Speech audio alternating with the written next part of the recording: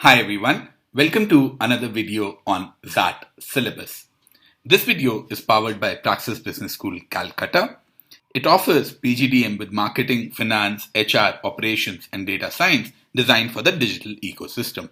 It's a great choice for students who score between 80 to 90 in CAT/SAT or CMAT.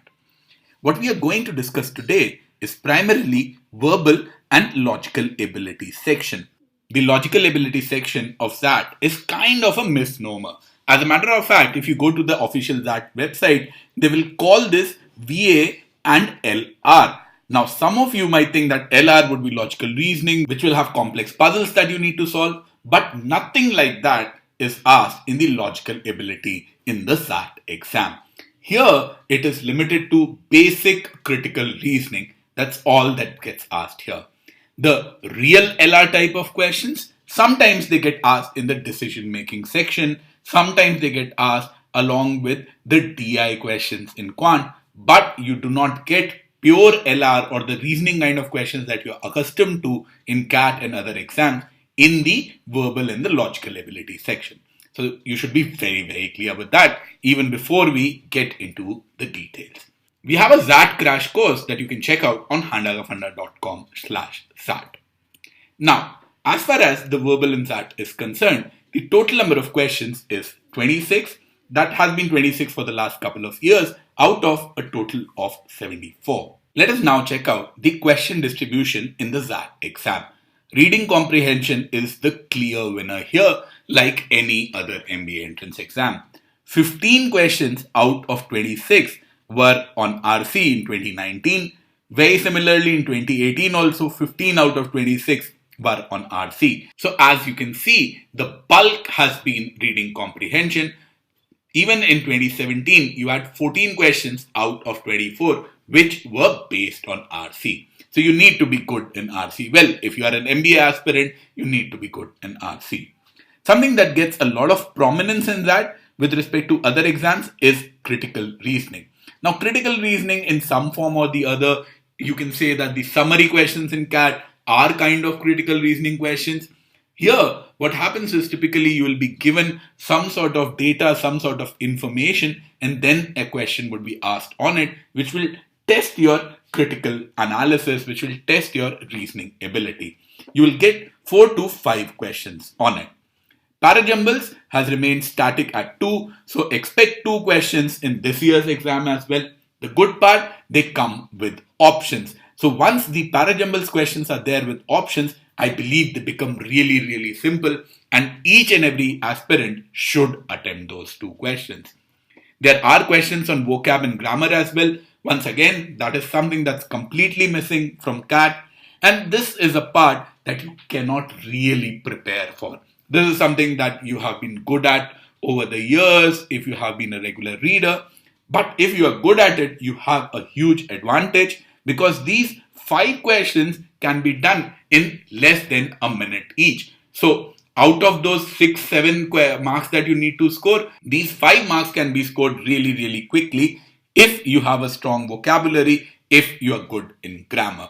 However, if you are not good at those areas, I recommend that you focus on reading comprehension and critical reasoning. Everyone who gets to XLRI probably does the 2 parajumble questions correctly because they are definitely on the easier side. So if you want to look at as to what should be your priority, if your vocab and grammar is good, definitely this should be your top priority. Attempt this first and then move on to the other areas. If that is not the case, then you will need to do really well in the reading comprehension section. Also, I strongly recommend that you check out the past year questions, at least these 14-15 questions, to see where you stand. You might think that you have really good grammar, but you were not able to solve these questions, or you might think you are bad at it, but once you see the questions, you realize that how simple they are and you could have done those. We have covered video solutions for all of these questions in our crash course, which you can check at handagafunda.com/XAT. We have a separate section in the course, which is XAT previous year papers.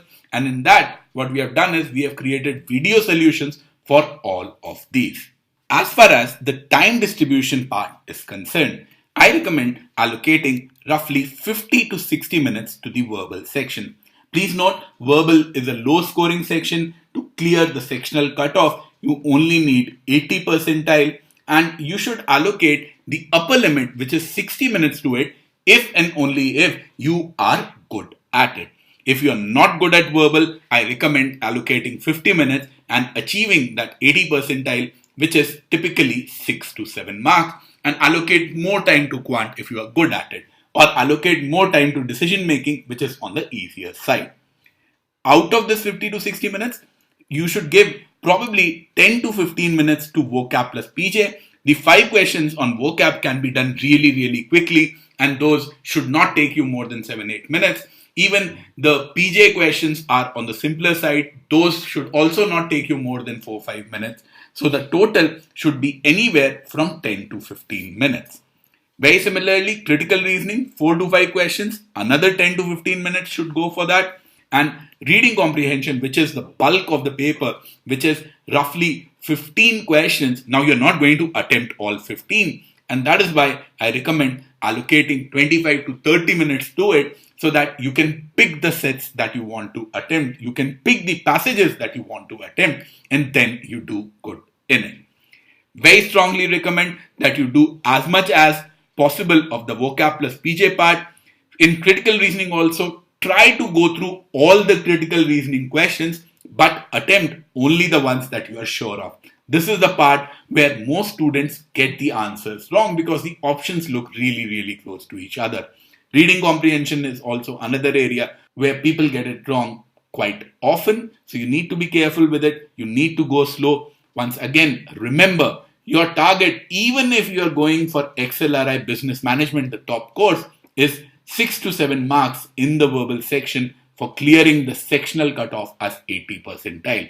This is the advice to people who are not good in verbal. If you are good in verbal, allocate 60 minutes to it and score as much as you can. I hope with this video I have been able to clarify some of your doubts about the SAT syllabus, some of the doubts about the verbal portion of SAT. Please remember to check out the website of Praxis and also check out our crash course on handagafunda.com/SAT. For more such videos, subscribe to our YouTube channel. Thank you.